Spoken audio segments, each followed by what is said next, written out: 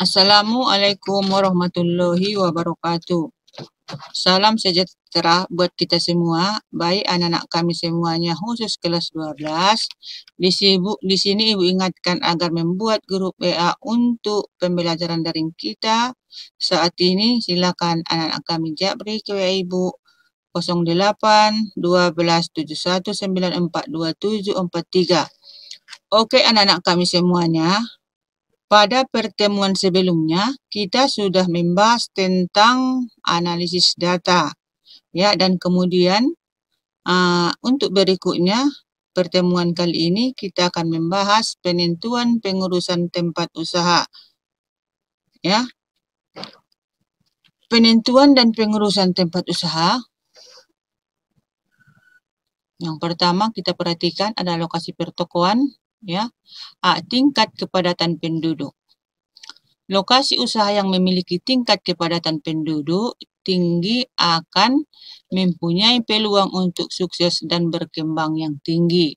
Misalnya, membuka minimarket di perumahan yang penduduknya berjumlah 3.000 kepala keluarga tentu berbeda tingkat kemajuannya dengan lokasi yang jumlah penduduknya berjumlah 1.000 kepala keluarga. Lokasi pertokoan A. Tingkat kepadatan penduduk. Ya. B. Tingkat kepadatan masyarakat calon konsumen. Dengan mengetahui secara pasti tingkat pendapatan penduduk maka akan mempengaruhi usaha. Hal ini berhubungan dengan daya beli masyarakat. Jika daya beli masyarakat tinggi, maka produk yang terjual akan semakin banyak, sehingga usaha akan semakin berkembang dan sukses. C. Banyaknya usaha lain di tempat tersebut. Semakin banyak orang yang membuka usaha, di tempat tersebut pasti akan semakin ramai, karena macam-macam usaha tersebut terpusat di suatu tempat. Hal ini akan menarik pelanggan untuk berbelanja, di mana pelanggan dapat berbelanja semua kebutuhannya di satu tempat.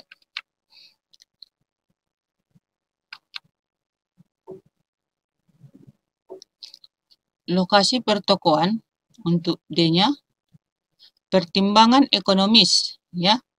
Wirausaha juga perlu melihat kembali prospek usaha di tempat tersebut. Meskipun mal lebih ramai pengunjung, harga sewa tempatnya juga biasanya lebih mahal. Hindari mal yang tidak ramai karena usaha Anda tidak akan berkembang. Selain mal, tempat usaha yang strategis adalah di pinggir atau di sekitar jalan yang mudah terlihat dan ramai dilalui orang. E. Traffic, lalu lintas, ya. Lalu lintas, ya. Lalu lintas ini sangat perlu, ya. Lihat lalu lintasnya apakah dilalui banyak orang atau banyak kendaraan bermotor atau bermobil agar investasi usaha Anda tidak sia-sia. Akan tetapi tempat yang lalu lintasnya selalu macet juga kurang dari prospeknya. F. Tingkat persaingan. Apabila Anda menemukan lokasi usaha yang ramai, namun usahanya yang sejenis dengan Anda sudah cukup banyak, jangan memaksakan diri untuk membuka usaha di lokasi tersebut. Akan tetapi, apabila Anda yakin dengan tempat tersebut karena posisi tempat yang strategis mempunyai modal lebih besar dan dapat menyediakan pelayanan terbaik, silakan Anda memasuki persaingan usaha. G. Keamanan dan akses fakir. Faktor keamanan sangatlah penting dalam memilih tempat usaha yang aman. Suatu tempat usaha yang rawan kriminalitas akan meningkatkan pengeluaran biaya untuk keamanan. Selain itu, pilih tempat usaha yang memiliki lahan parkir yang luas dan aman untuk kendaraan. Lokasi perusahaan. Ada dua hal yang berhubungan dengan penentuan lokasi perusahaan. Pertama, lokasi perkantoran yang disebut dengan tempat kedudukan.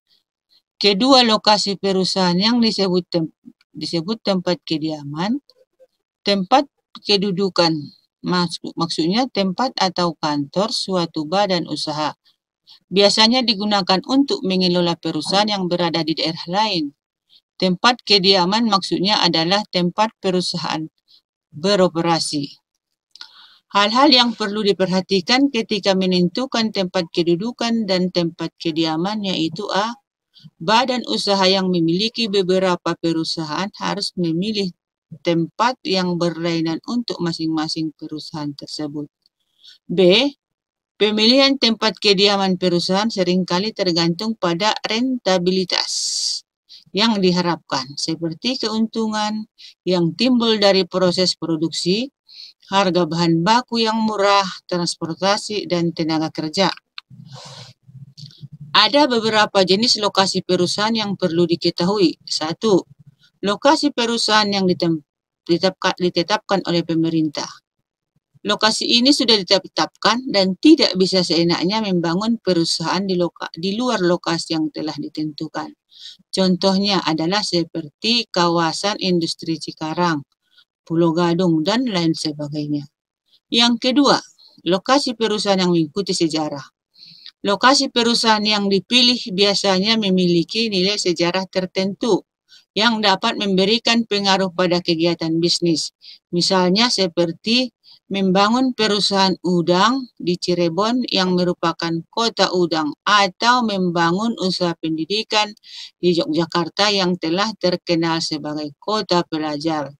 Yang ketiga, lokasi perusahaan yang mengikuti kondisi alam. Lokasi perusahaan yang tidak bisa dipilih-pilih karena sudah dipilihkan oleh alam, contohnya tambang emas di Cikotok, tambang aspal di Buton, tambang gas alam di Bontang, Kalimantan Timur, dan lain sebagainya. Yang keempat, lokasi perusahaan yang mengikuti faktor-faktor ekonomi. Lokasi perusahaan jenis ini pemilihannya dipengaruhi oleh banyak faktor ekonomi seperti faktor ketersediaan tenaga kerja, faktor kedekatan dengan pasar, ketersediaan bahan baku, dan lain-lain. Lokasi pabrik. Hal yang mempengaruhi menentukan lokasi pabrik antara lain A. Kedekatan dengan sumber bahan baku produksi.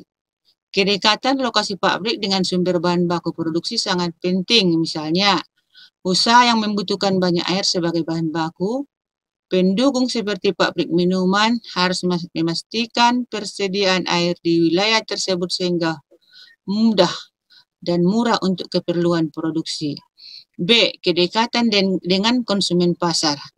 Kedekatan dengan pasar atau konsumen dapat diukur dari segi waktu dan biaya yang dikeluarkan. Kecepatan pengiriman dan rendahnya biaya transportasi merupakan unsur penting dalam mencapai keuntungan usahanya.